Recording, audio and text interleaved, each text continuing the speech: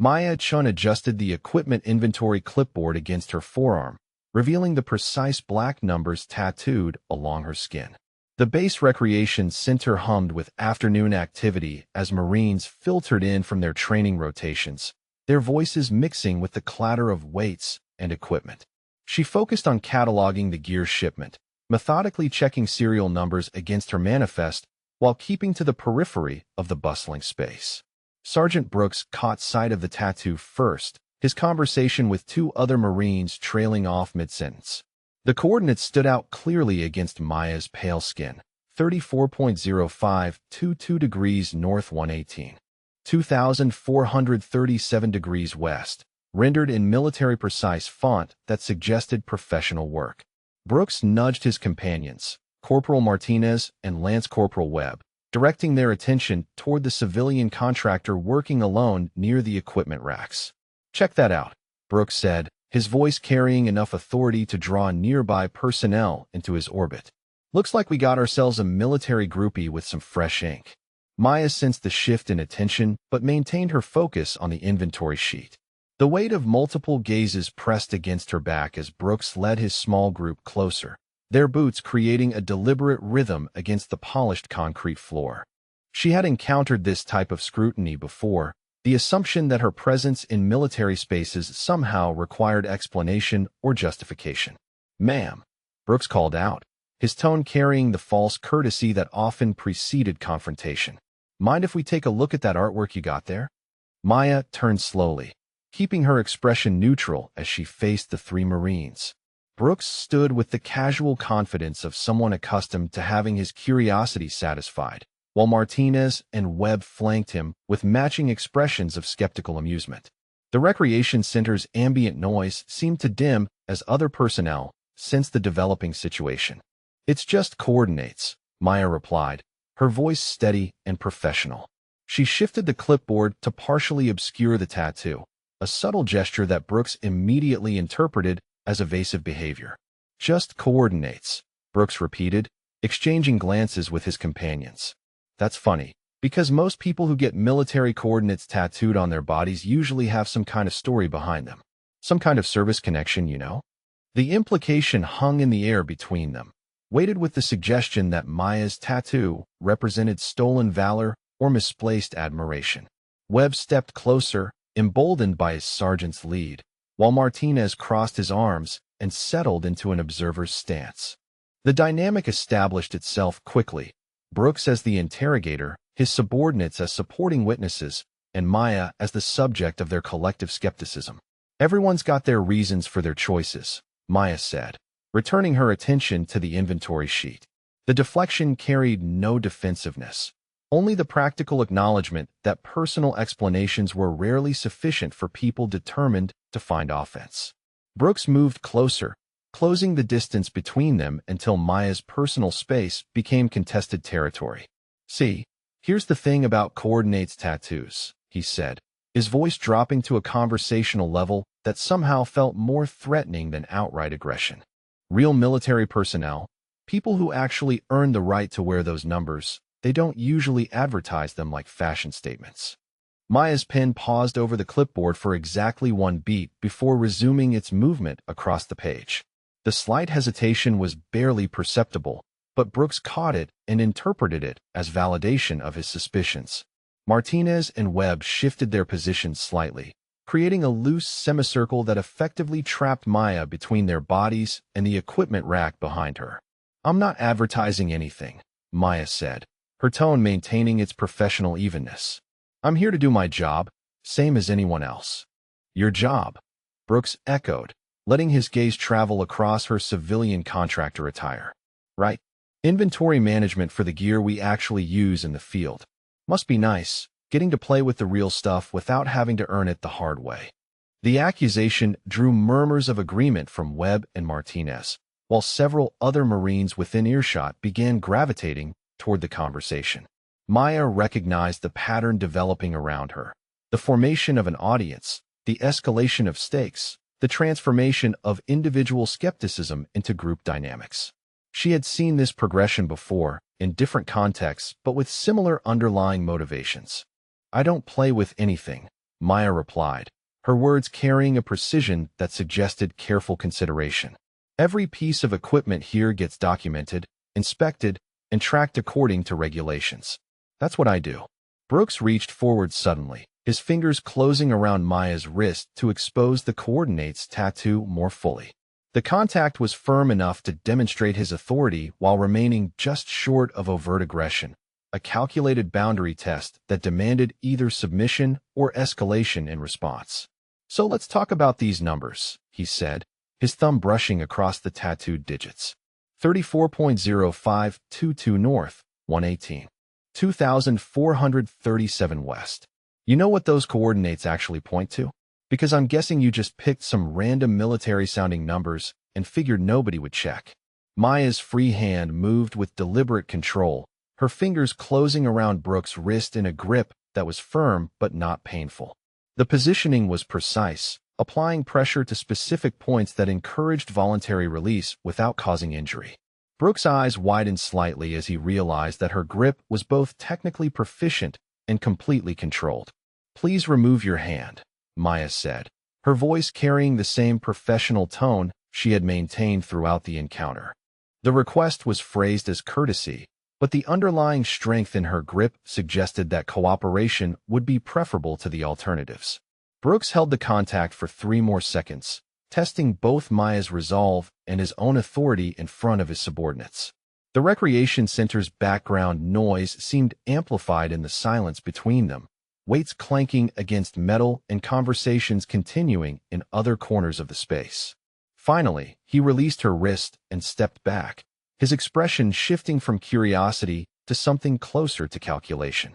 "Interesting," he said, flexing his fingers where her grip had been. "Got some training in hand-to-hand, do you? Let me guess, weekend warrior courses? Maybe some self-defense classes at the local gym?" Maya returned to her clipboard, making notations with the same methodical precision she had shown before the interruption. The coordinates tattoo was fully visible now, the black numbers standing out against her skin like a challenge that Brooks and his companions had only begun to explore. The gathering crowd of Marines sensed that the initial confrontation had established parameters rather than reaching any kind of resolution. "Those coordinates," Webb said, speaking for the first time since the encounter began. "If they're supposed to be some kind of memorial or tribute thing, shouldn't you know what they actually represent?" Maya's pen continued moving across the inventory sheet, each checkmark and notation completed with the same careful attention to detail. The question hung in the air between them, waiting for an answer that she seemed determined not to provide. Brooks watched her face for any sign of uncertainty or fabrication, while Martinez and Webb positioned themselves to observe her response from multiple angles. "I know exactly what they represent," Maya said finally, her words carrying a weight that seemed disproportionate to their simple construction. The statement was both an answer and a refusal, acknowledging the question while declining to satisfy the curiosity behind it. The response created a moment of suspended tension in which Brooks had to decide whether to press the interrogation further or accept the deflection.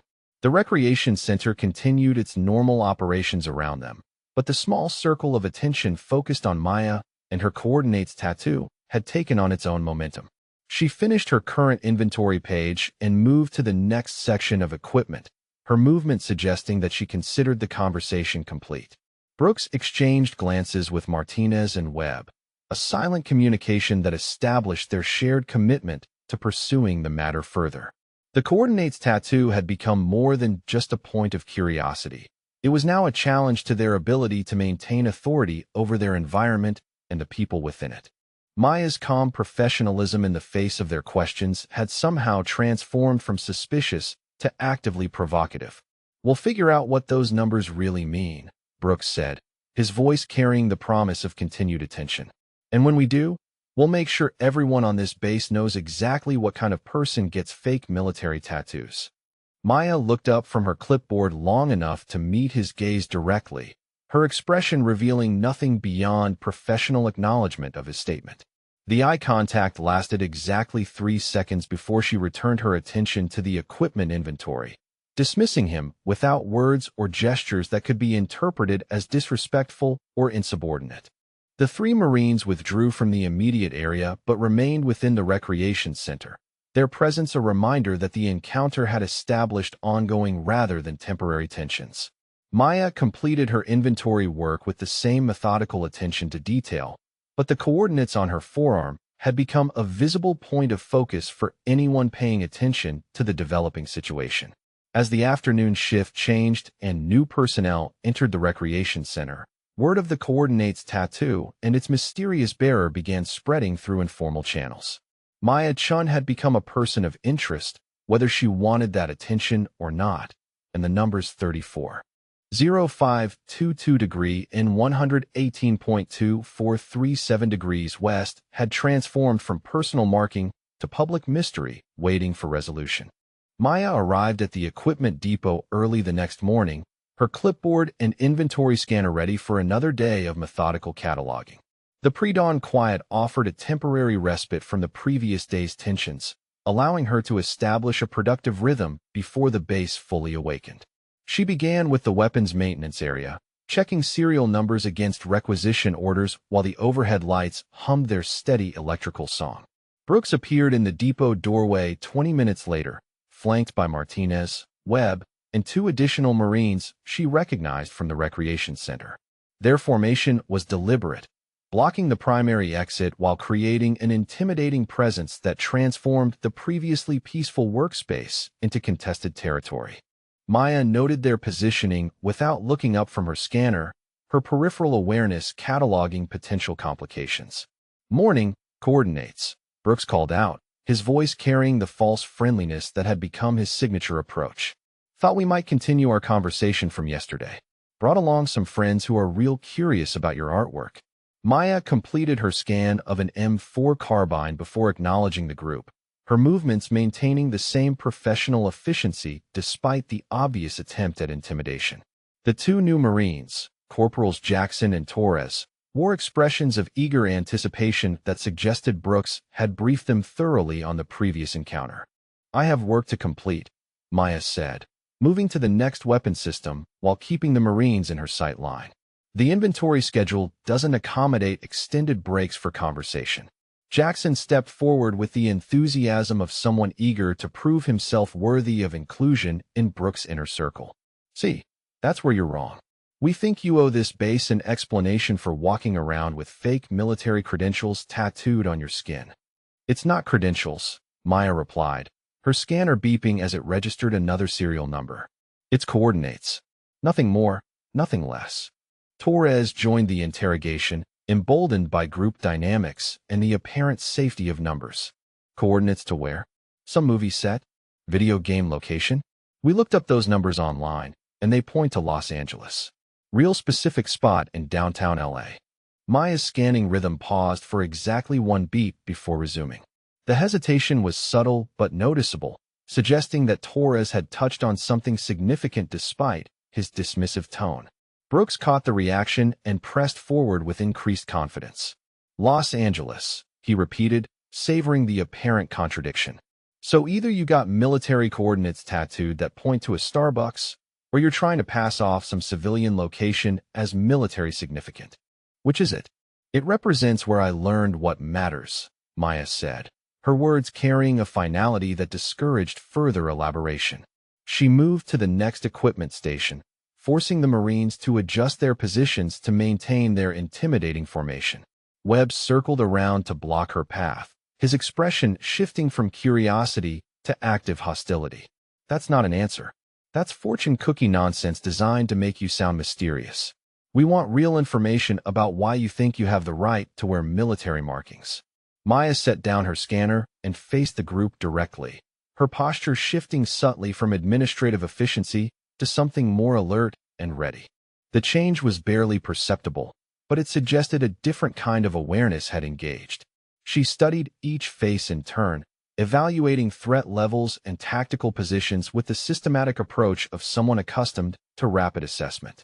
"I think I have the right to wear whatever I choose on my own skin," Maya said, her tone maintaining its professional courtesy while introducing an underlying steel that hadn't been present in previous exchanges. "Just as you have the right to your opinions about it." Brooks stepped closer, closing the distance between them until their conversation became unavoidably personal. Here's what we're going to do. You're going to prove you know something, anything, about actual military operations. Real equipment, real procedures, real knowledge. Or you're going to admit that tattoo is stolen valor and remove it. Maya glanced around the weapons maintenance area, her gaze settling on the disassembled components of an M249 squad automatic weapon spread across a nearby workbench. Without speaking, she approached the weapon system and began reassembling it with fluid, practiced movements that demonstrated intimate familiarity with every component and tolerance. Her hands moved with the precision of muscle memory, inserting the bolt assembly with exact alignment while engaging the safety mechanisms in proper sequence. The Marines watched in growing surprise as she completed the reassembly in under 2 minutes, then performed a functions check that included proper clearing procedures and sight alignment verification. Gas regulators set for normal conditions, Maya said, her fingers adjusting the weapon's operating system with casual expertise. Barrel properly seated and locked. Bipod legs secured in transport position, ready for live fire testing pending ammunition and range clearance. Jackson's skeptical expression faltered as he recognized the technical accuracy of her assessment. Lucky guess. Anyone can learn that stuff from YouTube videos. Maya moved to a different workstation where tactical communication equipment awaited configuration. She activated the radio system and began programming frequency sets with the rapid key sequences of someone who had performed the task countless times under operational conditions. The display showed proper encryption protocols engaging as she navigated through classified communication channels. PRC-152 configured for multi-band operation, she said, her fingers continuing their efficient movement across the control interface. Syncers compatibility enabled, frequency hopping established, ComSec loaded and verified. Ready for tactical net entry pending authentication codes. Torres stepped forward to examine the radio configuration, his expression shifting from mockery to confusion as he verified the technical accuracy of her work. How do you know Syncers protocols? That's operational communication stuff. Maya powered down the radio system and returned to her inventory scanner, her demonstration complete without fanfare or explanation. The Marines exchanged uncertain glances, their previous confidence undermined by evidence of genuine technical competence that couldn't be easily dismissed or explained away. Must be nice having access to training manuals, Brooks said, his tone lacking the conviction that had driven his previous accusations. Reading about procedures isn't the same as using them under actual conditions. Maya approached a rack of night vision equipment, selecting a PVS-14 monocular and beginning an inspection sequence that revealed intimate familiarity with the device's operational characteristics. Her hands moved across the controls with practiced efficiency, adjusting gain settings and performing functions checks that demonstrated both technical knowledge and field experience. Tube operational, resolution acceptable within normal parameters, she said, conducting the inspection with the systematic thoroughness of someone whose life had once depended on equipment reliability. Battery level sufficient for 6 hours continuous operation. Mount properly secured and calibrated for user interpupillary distance. The demonstration concluded with Maya returning the night vision device to its proper storage configuration, her movements suggesting that such equipment represented familiar tools rather than mysterious technology. The Marines observed her efficiency with growing unease, their initial assumptions about her background becoming increasingly difficult to maintain. Chief Petty Officer Rodriguez entered the depot during the final moments of Maya's equipment demonstration, his presence immediately commanding attention from the gathered Marines. His weathered face and confident bearing marked him as someone accustomed to authority, while the sealed trident on his uniform identified him as elite special operations personnel. The Marines straightened their postures reflexively, recognizing superior rank and experience. Rodriguez surveyed the scene with the practiced assessment of someone trained to quickly evaluate tactical situations. His gaze moved from the reassembled weapons system to the configured radio equipment, then to Maya's calm expression and the Marines' obvious discomfort. The technical competence displayed around the workstation was immediately recognizable to someone with operational experience. Morning, Rodriguez said, his voice carrying the quiet authority that needed no amplification or emphasis. Everything proceeding normally in here. Brooks recovered first, his sergeant's stripes giving him nominal authority over the other Marines despite Rodriguez's obviously superior qualifications. Just having a conversation with the contractor about her background, Chief. Making sure everyone understands their role on this base. Rodriguez's attention shifted to Maya, studying her face with the systematic approach of someone trained in reconnaissance and intelligence assessment.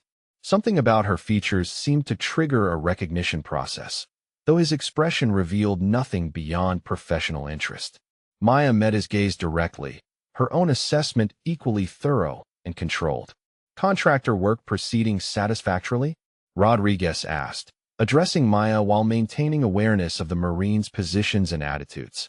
Yes, Chief, Maya replied, her response carrying the automatic respect due to senior enlisted leadership. Inventory completion on schedule, all equipment properly documented and secured. Rodriguez nodded acknowledgement while continuing his evaluation of Maya's technical demonstrations and the Marines' obvious confusion about her capabilities. The weapon system had been reassembled to military specifications, the radio equipment configured for operational use, and the night vision device inspected with obvious expertise. The evidence suggested background and training that contradicted her civilian contractor status. Carry on, Rodriguez said, establishing his expectation that normal operations would resume without further disruption. The Marines interpreted his instruction as dismissal, though Brooks lingered long enough to suggest that his interest in Maya's background had not been satisfied by the morning's revelations. Maya returned to her inventory work with renewed focus, the scanner beeping its steady rhythm as she processed serial numbers and condition reports. Rodriguez remained in the depot longer than necessary for his official business, observing her efficiency and technical competence with the interest of someone who recognized familiar patterns and capabilities. The coordinates tattoo remained visible on Maya's forearm as she worked, the black numbers now carrying additional weight in light of her demonstrated military knowledge. Rodriguez's presence had introduced a new dynamic to the developing situation, one that suggested Maya's background might be more complex and significant than anyone had initially suspected. The morning's confrontation had raised more questions than it answered, transforming what began as harassment into genuine mystery that demanded resolution. Rodriguez made his way to the base administrative offices 20 minutes after leaving the equipment depot, Maya's technical demonstrations replaying in his mind with troubling precision. Her weapons handling had exceeded standard military proficiency, suggesting advanced training that civilian contractors rarely possessed. The personnel duty officer looked up from his computer terminal as Rodriguez approached with the purposeful stride of someone conducting official business. "Need a quick personnel check on one of our contractors," Rodriguez said, producing his credentials while maintaining the routine demeanor that discouraged excessive curiosity. Maya Chun, currently assigned to equipment inventory management. The duty officer's fingers moved efficiently across his keyboard, accessing personnel databases with the practiced ease of someone who processed dozens of similar requests daily. Multiple screens of information populated as he navigated through security clearances, employment histories, and background verification records. Chun, Maya Lin. The officer read from his primary display. Civilian contractor, GS-11 equivalent, security clearance level confidential. Employment history shows 3 years with Logistics Solutions International, previous assignments at Camp Pendleton and Fort Bragg. Rodriguez leaned forward slightly, studying the displayed information with growing interest. Any military service history listed? The duty officer scrolled through additional screens, his expression showing the methodical focus of someone trained to thoroughness. Negative on military service. Education shows bachelor's degree in supply chain management from UC San Diego, graduated 2019. No indication of prior military training or affiliation.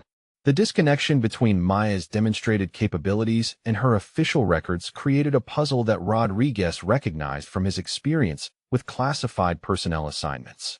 Civilian contractors with advanced tactical knowledge typically carried documentation that reflected their background, yet Maya's file suggested no military connection whatsoever. Security clearance processing notes.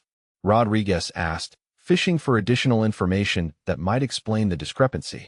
Standard background investigation completed without issues. No red flags. No concerning associations. Clean financial history. Clearance granted based on employment requirements and character references. The duty officer's tone suggested routine rather than exceptional circumstances. Rodriguez thanked the administrator and departed with more questions than answers. Maya's official documentation painted her as a straightforward civilian contractor, yet her technical competence suggested operational experience that should have been documented somewhere in the military personnel system. The mystery deepened rather than resolved. Meanwhile, Brooks had spent his morning recruiting additional personnel for what he described to his expanding circle of supporters as a legitimate verification of suspicious credentials. The recreation center became his staging area as off-duty Marines gravitated toward his narrative about a civilian contractor wearing inappropriate military markings. "Here's what we know," Brooks announced to the gathered group of 8 Marines, his voice carrying the authority of someone who had transformed personal suspicion into official concern. "She's got coordinates tattooed that she claims represent some kind of military significance, but she won't explain what they mean." Webb nodded enthusiastic agreement while Martinez provided supporting details about Maya's technical knowledge demonstration. Jackson and Torres contributed their observations about her equipment handling, while the 4 newly recruited Marines listened with growing interest in the developing confrontation. "So we're going to settle this once and for all," Brooks declared, his plan taking shape as he spoke. "Public demonstration. She proves those coordinates represent actual military knowledge, or she admits they're fake and agrees to have them removed." The group moved toward the equipment depot with Brooks leading the formation, their collective presence designed to create maximum pressure and public visibility for Maya's response. Several other base personnel noticed the purposeful movement and began following at a distance, sensing that significant confrontation was developing. Maya sensed the approaching group before they entered the depot, their coordinated footsteps creating a rhythm that suggested organized rather than casual approach. She completed her current inventory scan while positioning herself near equipment that could provide tactical advantage if the situation deteriorated beyond verbal confrontation. "Coordinates," Brooks called out as his expanded group entered the depot, their formation blocking exits while creating an intimidating semicircle around Maya's work area. "Time to settle our little disagreement about those numbers on your arm."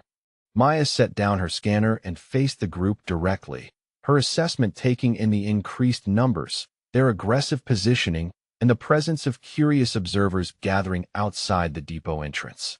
The situation had evolved from harassment to public confrontation, requiring different tactical considerations. "I've explained that they're personal coordinates," Maya said, her voice maintaining professional calm despite the obvious escalation in pressure. "My work performance speaks for itself without requiring additional explanations." Torres stepped forward with aggressive confidence. "Not good enough anymore. We want proof that those coordinates represent something real, something you actually experienced rather than copied from some military website or movie." Maya's gaze swept the assembled Marines with systematic evaluation, noting their formation, their individual stress indicators, and their apparent commitment to pursuing confrontation regardless of her responses. The depot had become a theater where her credibility was on trial before an audience determined to find her guilty. "What kind of proof would satisfy you?" Maya asked, her question carrying the tactical weight of someone who understood that information gathering was essential before committing to any course of action. Brooks smiled with the satisfaction of someone who believed he had gained the upper hand. "Simple. Tell us exactly what those coordinates represent. Specific location, specific event, specific military significance. Prove you know something about actual operations rather than just equipment manuals." Maya studied the coordinates on her forearm as if seeing them for the first time, her expression revealing nothing about the memories or significance they represented. The numbers seemed to take on additional weight under the focused attention of the assembled group, transforming from personal marking to public challenge. "Grid Square Alpha 7, Maya said finally, her words carrying a precision that suggested technical accuracy rather than fabrication. "Kandahar Province, Afghanistan, 2018. The response created immediate silence among the Marines, several of whom recognized the geographical and temporal specificity as potentially legitimate military references. Brooks' confident expression faltered slightly as he realized that Maya's answer carried details that were difficult to fabricate convincingly. Rodriguez appeared in the depot entrance during the moment of stunned silence, his presence immediately commanding attention from the confrontation participants. His arrival had the timing of someone who had been monitoring the situation and chosen this specific moment to intervene, though his expression revealed nothing beyond professional interest. Maya's mention of Kandahar province and the specific year 2018 had triggered recognition processes in Rodriguez's mind that connected to classified operations and sensitive personnel files. His weathered features showed the controlled reaction of someone who had suddenly understood the significance of information that had previously seemed merely curious. Kandahar province, 2018, Rodriguez repeated, his voice carrying the weight of someone who possessed detailed knowledge about military operations in that specific location and time frame. Grid Square Alpha 7 specifically. Maya met Rodriguez's gaze directly, her own expression revealing recognition that her answer had resonated with someone who possessed the background to understand its true significance. The coordinates on her forearm had transformed from mysterious markings to specific references that carried operational weight in the right context. The assembled Marines sensed the shift in dynamics without fully understanding its cause, their previous confidence in Maya's deception replaced by uncertainty about forces beyond their comprehension. Brooks attempted to maintain his interrogation momentum despite the obvious change in atmosphere. "So you're claiming these coordinates point to some kind of actual military operation?" Brooks demanded, his voice lacking the conviction that had driven his previous accusations. "Something you supposedly participated in or witnessed." Maya's response came with the measured precision of someone who understood that certain information carried consequences beyond immediate conversation. "I'm saying they represent where I learned what matters most about military service and the people who perform it." Rodriguez's expression showed the careful control of someone who had connected Maya's coordinates to specific classified information that explained both her technical competence and her preference for anonymity. The revelation had transformed her from mysterious contractor to someone whose background demanded different consideration entirely. The confrontation had reached a pivot point where Brooks' harassment campaign intersected with Rodriguez's growing understanding of Maya's true identity and significance. The coordinates tattoo had become a key that unlocked connections to classified operations and sensitive personnel records that few people were authorized to access. Maya returned to her inventory work with the same professional focus, but the depot atmosphere had changed fundamentally. Her mention of Grid Square Alpha 7, Kandahar Province, 2018, had introduced information that carried weight far beyond the harassment that had prompted its revelation. Rodriguez remained in the area with obvious purpose, his presence suggesting that Maya's background had become a matter of official rather than merely personal interest. Rodriguez secured access to the classified operations terminal 30 minutes after leaving the equipment depot, his security credentials unlocking databases that contained sensitive military records from Afghanistan operations. The coordinates Maya had mentioned required investigation through channels that few personnel were authorized to access, but his SEAL classification provided entry to operational archives spanning multiple years of special operations activities. His fingers moved across the secure keyboard with practiced efficiency, entering search parameters for Grid Square Alpha 7, Kandahar Province, operations conducted during 2018. The system processed his request while displaying security warnings about the classified nature of the information being accessed. Multiple files populated on his screen as the database returned results matching his specific criteria. Operation Nightfall appeared at the top of the search results, its classification level marked as secret with additional compartmented restrictions that limited access to personnel directly involved in the mission. Rodriguez's credentials provided sufficient clearance to access the operational summary, though detailed after-action reports remained beyond his authorization level. The mission summary described a failed SEAL extraction operation conducted on March 15, 2018, at coordinates 34.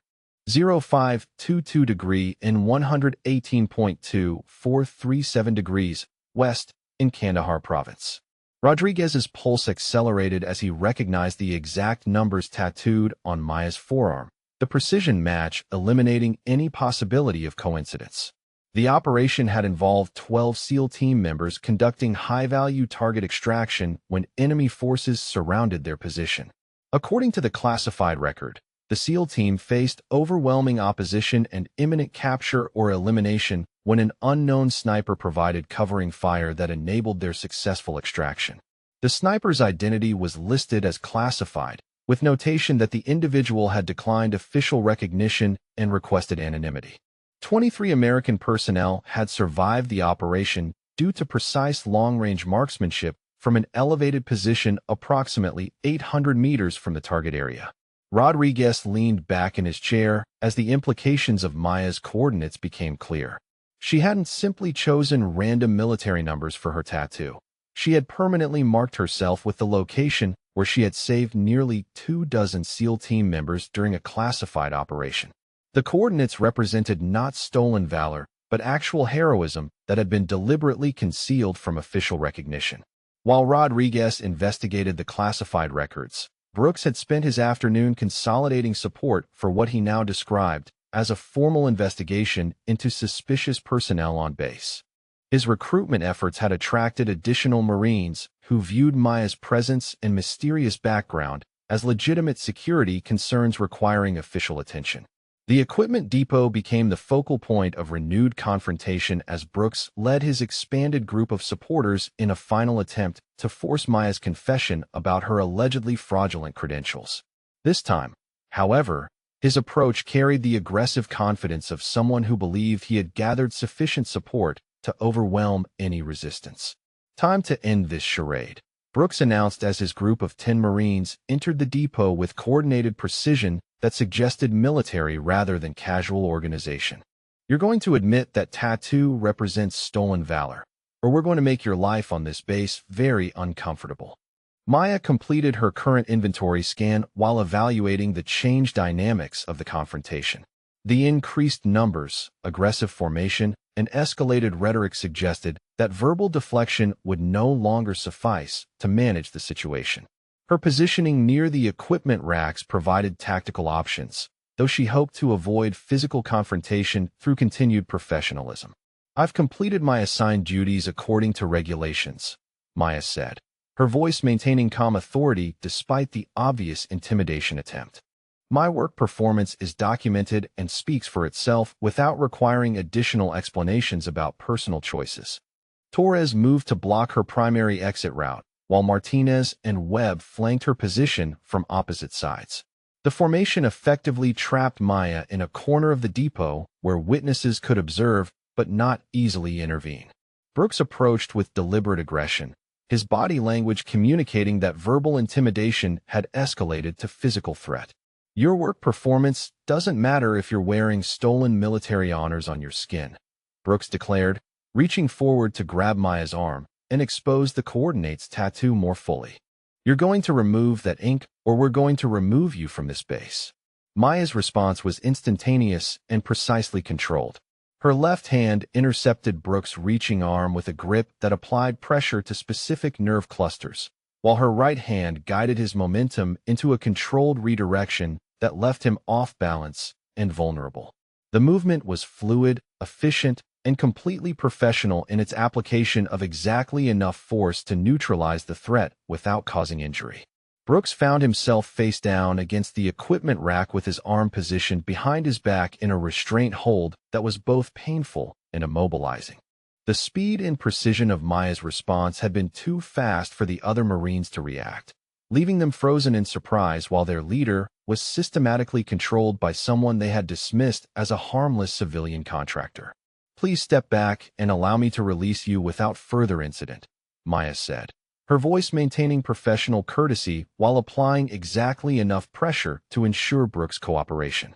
The restraint technique was textbook military police procedure, executed with the muscle memory of someone who had performed similar actions under operational conditions. The assembled Marines stared in stunned silence as Maya demonstrated tactical proficiency that exceeded anything they had witnessed in training environments. Her positioning, timing, and control suggested advanced military training that contradicted everything they believed about her background and capabilities. Torres attempted to intervene on Brooks' behalf, stepping forward with aggressive intent that was immediately countered by Maya's tactical awareness. Without releasing her hold on Brooks, she shifted position to face the new threat while maintaining complete control over her primary captive. Her movements revealed situational awareness and tactical flexibility that marked her as someone with extensive combat training. I recommend everyone maintain current positions until this situation de-escalates, Maya said, her words carrying the authority of someone accustomed to controlling dangerous circumstances through professional competence rather than aggression. Sergeant Brooks will be released when he agrees to step back and allow normal operations to resume. The depot entrance filled with additional personnel as word of the confrontation spread through base communications. Base security appeared within minutes, their presence adding official weight to what had begun as personal harassment but had escalated into physical confrontation requiring formal intervention. Senior Chief Morrison entered with the authority of someone responsible for maintaining order and discipline across all base operations. His assessment of the situation was immediate and comprehensive, taking in Maya's professional restraint technique, Brooks' obvious submission, and the other Marines' expressions of shock and confusion. "Report," Morrison commanded, his voice carrying the weight of someone accustomed to receiving immediate and accurate information during crisis situations. Maya released Brooks slowly and stepped back while maintaining alert positioning that suggested readiness for additional threats. Sergeant Brooks initiated physical contact during a disagreement about personal matters, she explained with precise factual reporting. I applied minimum necessary force to prevent escalation while ensuring my personal safety. Brooks struggled to his feet while massaging his arm where Maya's restraint hold had applied pressure to nerve clusters with surgical precision. His expression showed pain, embarrassment, and growing realization that he had seriously underestimated Maya's capabilities and background. "She attacked me," Brooks claimed, though his accusation lacked conviction in light of the obvious disparity between his aggressive approach and Maya's defensive response. "Use some kind of martial arts training to assault military personnel." Morrison's experienced assessment recognized the difference between offensive assault and defensive response, particularly given the witness accounts and physical evidence available. Maya's positioning, the lack of injury to Brooks despite his obvious restraint, and her immediate compliance with authority suggested professional training rather than aggressive intent. "Misunderstanding resolved," Maya said, returning to her inventory equipment with the same professional focus she had maintained throughout the encounter. "All personnel are unharmed and normal operations can resume without further disruption." Rodriguez appeared in the depot entrance during the formal security response, his timing suggesting that he had been monitoring the situation and chosen this moment to make his direct approach. His presence commanded immediate attention from both the security personnel and the Marines involved in the confrontation.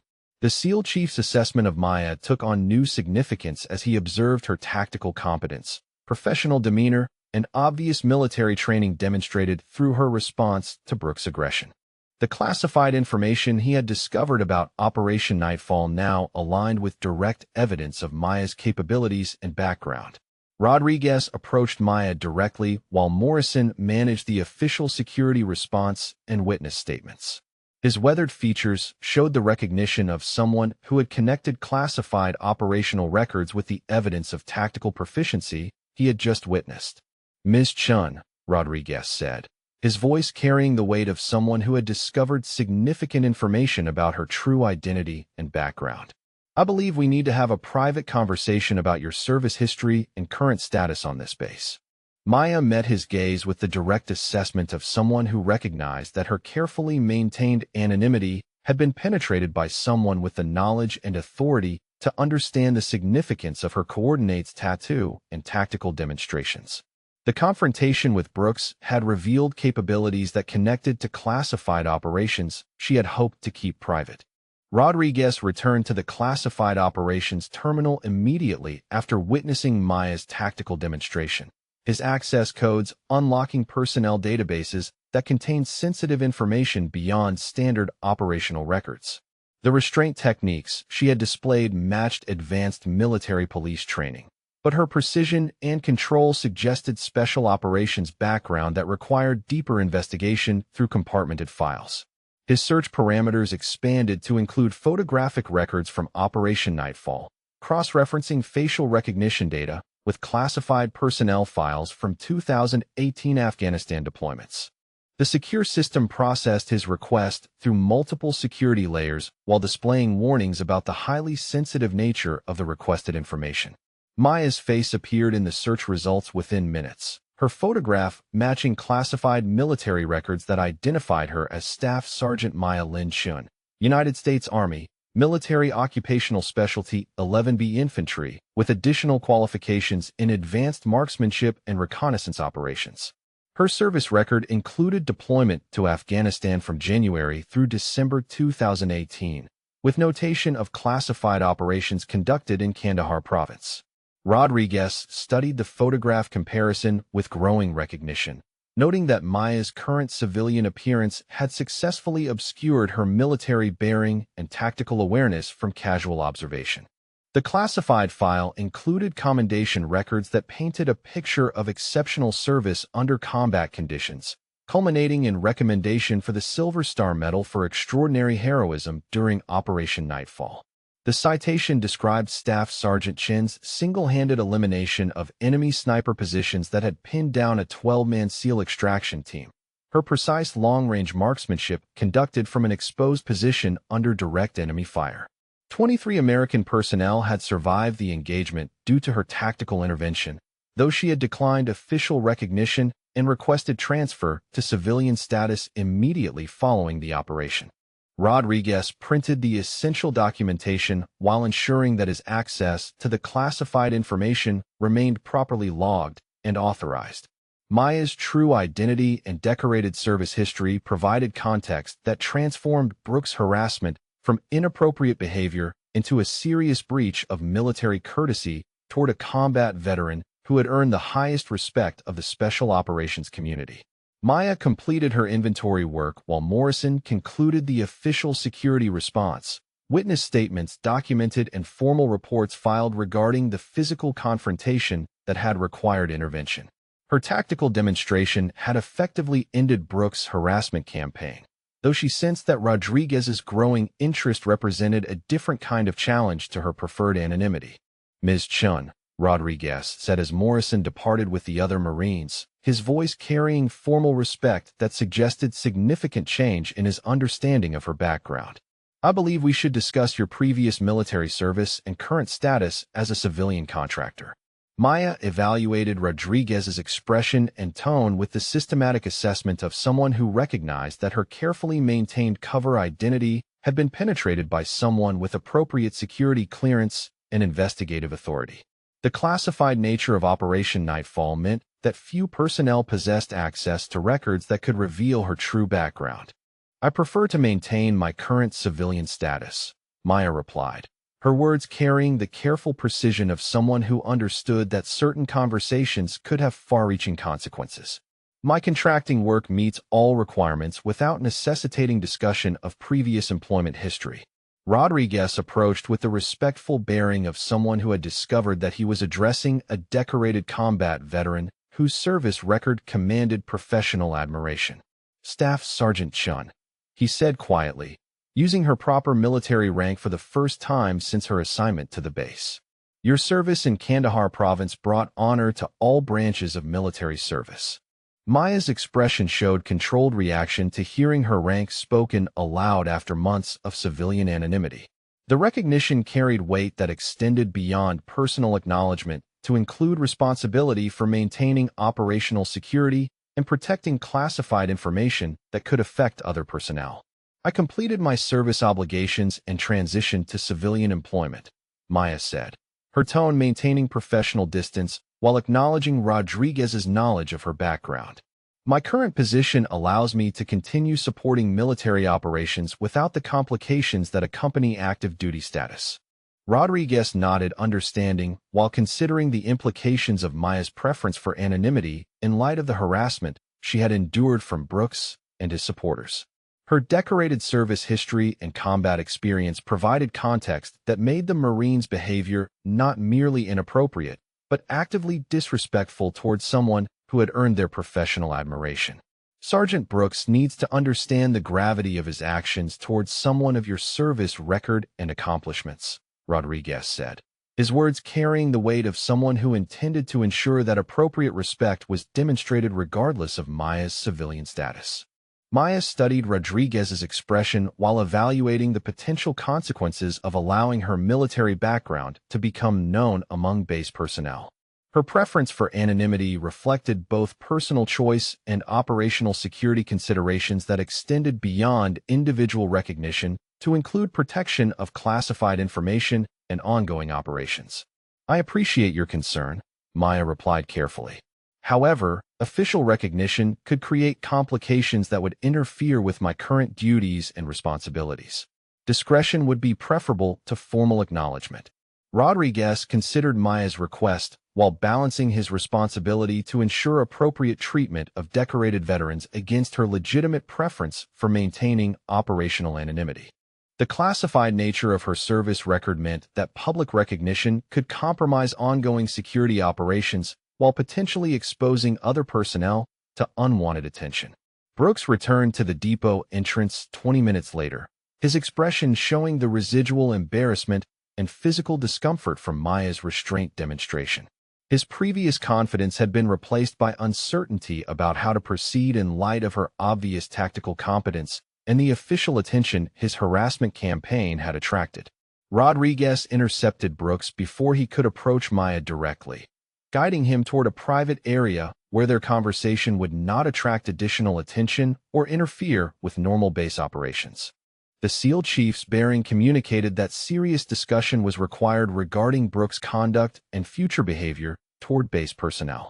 Sergeant Brooks, Rodriguez began, his voice carrying the authority of superior rank and extensive operational experience. We need to discuss your interactions with Ms. Chun and the respect due to all personnel serving on this base, regardless of their current status or assignment.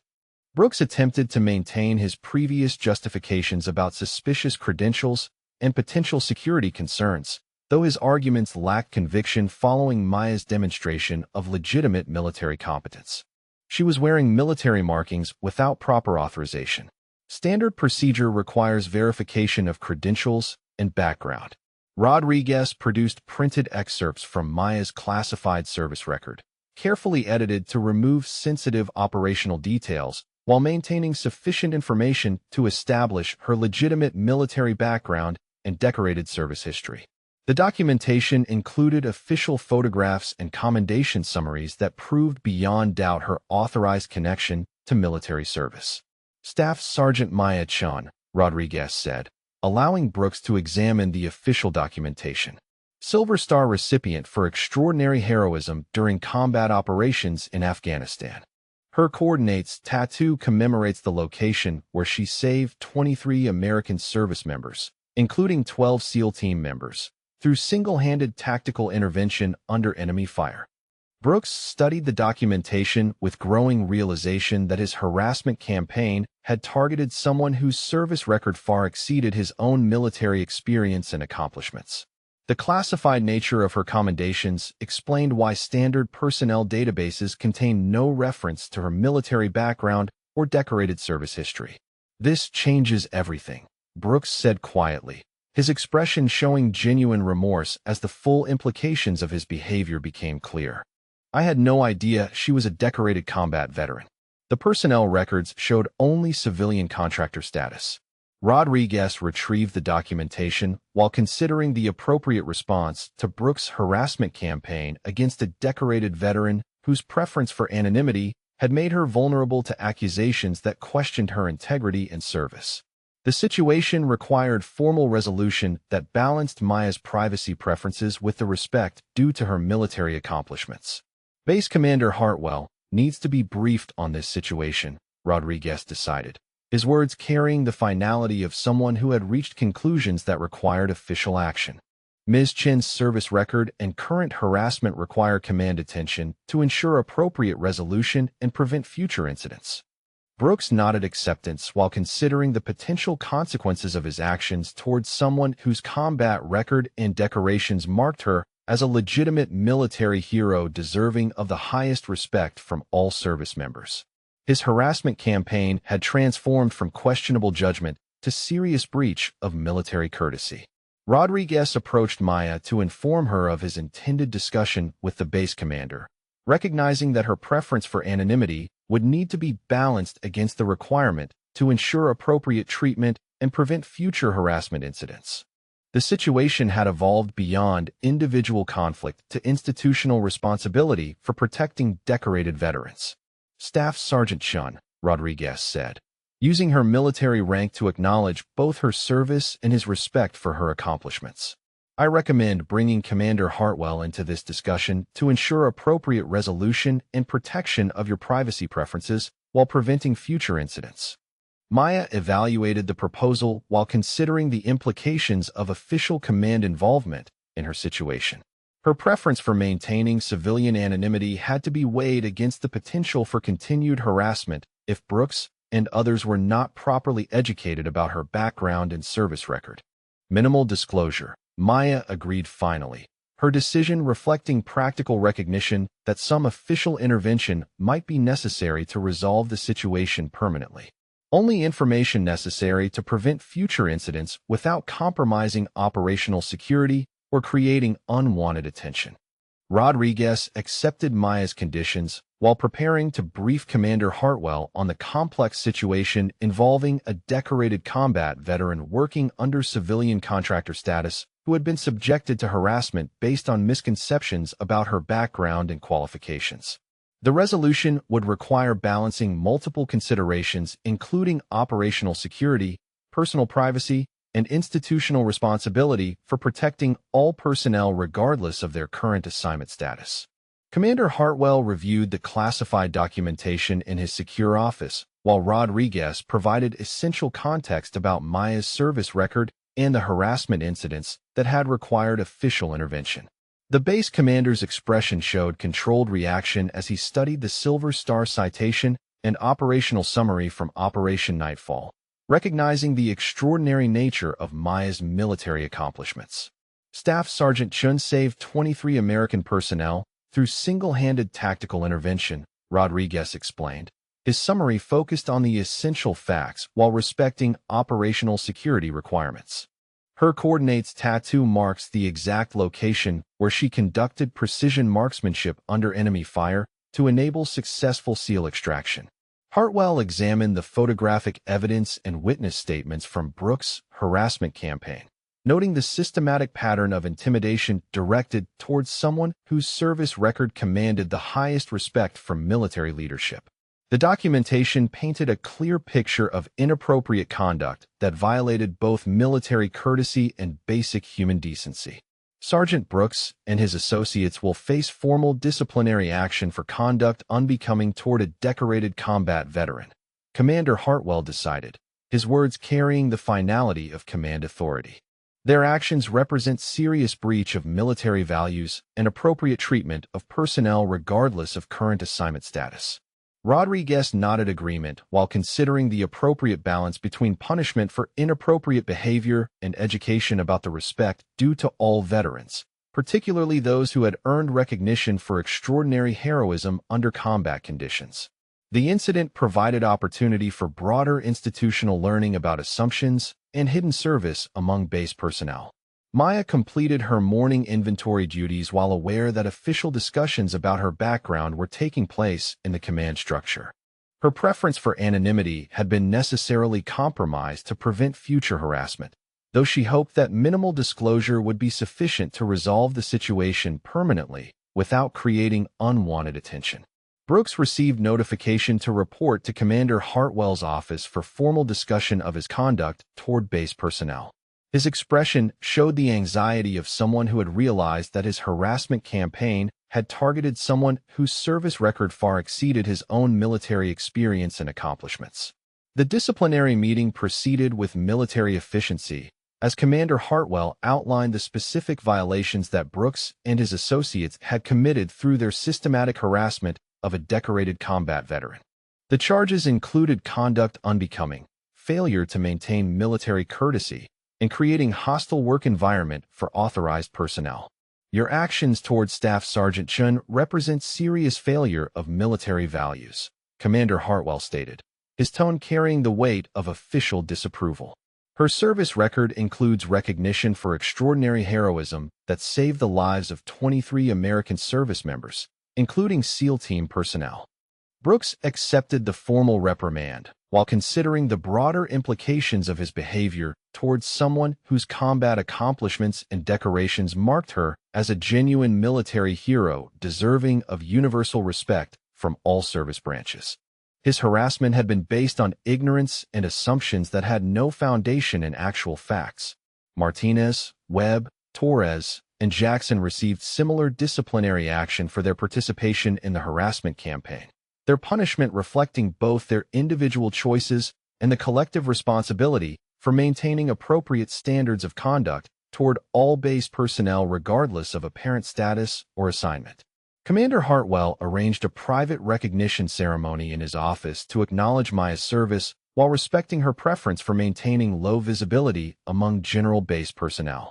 The gathering included Rodriguez and selected SEAL team members who had served in Afghanistan during 2018 and understood the significance of Operation Nightfall. Maya entered the commander's office wearing her civilian contractor attire, though her bearing had shifted subtly to reflect the military recognition being offered. The small group of assembled personnel represented the special operations community that had direct knowledge of her service and the lives she had saved through tactical intervention under combat conditions. Staff Sergeant Chun, Commander Hartwell began formally, using her proper military rank to acknowledge both her service record and the respect due to her accomplishments. Your actions during Operation Nightfall exemplified the highest traditions of military service and brought honor to all branches of the armed forces. Rodriguez presented Maya with a framed certificate acknowledging her Silver Star citation and the specific details of her heroic actions during the Kandahar operation. The recognition was private but official, providing formal acknowledgement of her service while respecting her preference for avoiding public attention. The coordinates 34.0522 North, 118.2437 West represent Grid Square Alpha 7, Kandahar Province, Rodriguez explained to the assembled personnel. The exact location where Staff Sergeant Chun conducted precision marksmanship that enabled successful extraction of 12 SEAL team members and 11 additional American personnel under direct enemy fire. Maya accepted the recognition with professional grace, while maintaining her preference for treating her service as completed obligation rather than source of ongoing attention. Her tattoo had been transformed from mysterious marking to understood memorial, though she hoped that most base personnel would not require detailed explanation of its significance. The SEAL team members present offered their personal thanks for her actions during Operation Nightfall, several acknowledging that they owed their survival to her tactical intervention and willingness to engage superior enemy forces from an exposed position. The gratitude was genuine and deeply felt, representing recognition from the community most qualified to understand her accomplishments. Commander Hartwell announced new base protocols designed to ensure appropriate treatment of all personnel regardless of apparent status or assignment.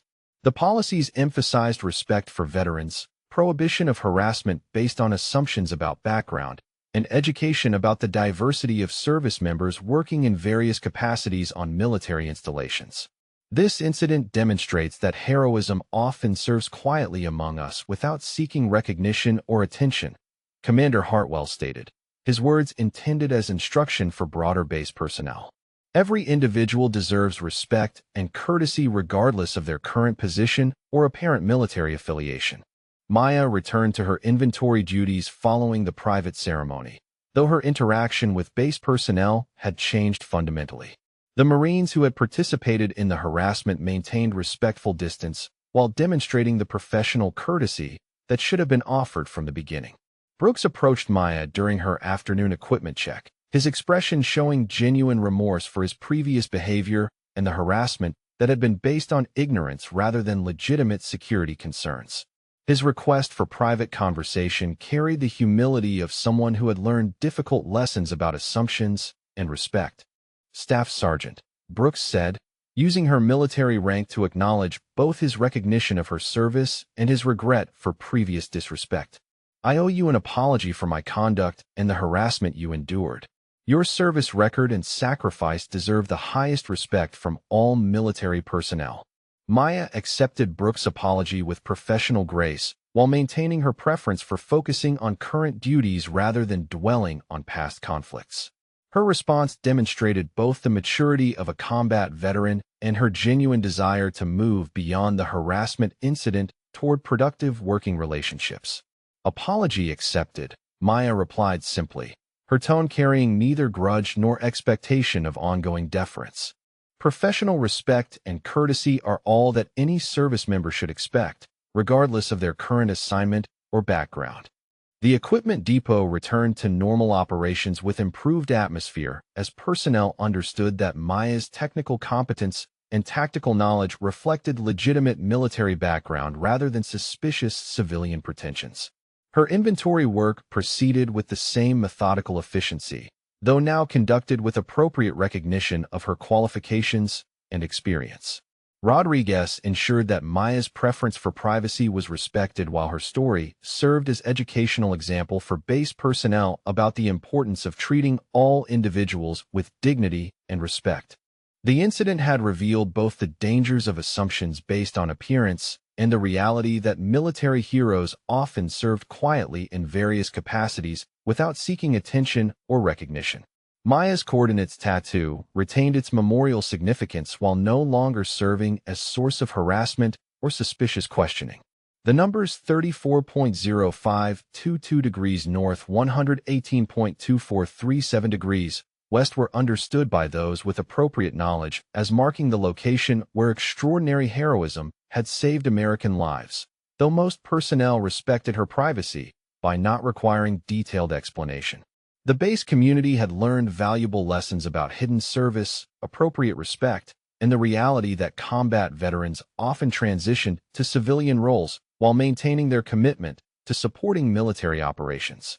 Maya Chun continued her equipment inventory duties with renewed focus, her professional competence now properly recognized and respected by all personnel who understood the true meaning of service before self. Where are you writing from today? Maya's story reminds us that heroes often work quietly among us, and that respect should be given freely rather than earned through explanation. Have you ever encountered someone whose background surprised you once you learned their true story?